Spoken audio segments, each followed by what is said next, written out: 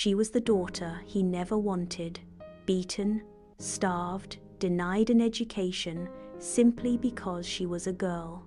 But years later, she returned not in anger, but in power. Mr. Richard had always believed sons were gifts and daughters were burdens. When his wife, Caroline, gave birth to a girl after a long and difficult labor, Richard didn't so much as hold the child. He stood at the hospital window, jaw clenched, eyes cold, and muttered, "Another mouth to feed, useless."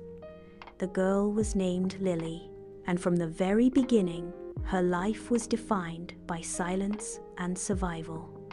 Richard made it clear she was unwanted.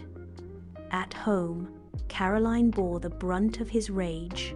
He beat her when he was angry, which was often, and when he wasn't hitting her, he was starving them, sometimes leaving the house for days and locking the cupboards. He believed that starving them would teach them discipline. But everyone knew it was just punishment for being female. He refused to pay for Lily's education. "Girls don't need schooling," he scoffed. "They just grow up, sleep with boys, and become someone's problem." But Lily was different. She watched. She listened.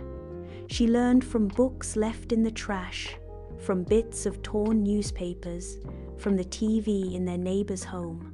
At night, while her mother wept silently beside her on the mattress, Lily would whisper her dreams. "I'll become something, Mum. I'll build you a house. I'll buy you a car.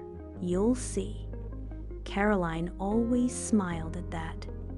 Not because she believed it could happen, but because she needed to. Years later, by the time Lily was 16, she had gotten scholarships from community donors who saw her potential. A retired school teacher, Mrs. Stephen, noticed her one day reading an old biology textbook on the sidewalk and offered to teach her after school. That was the beginning. Lily soared. She studied day and night, cleaned people's homes on weekends, and eventually got a full scholarship to a prestigious university. She studied finance and technology, and within a few years after graduation, she was running her own company, an online education platform for underserved children. Before her 30th birthday, Lily bought a beautiful 4-bedroom home for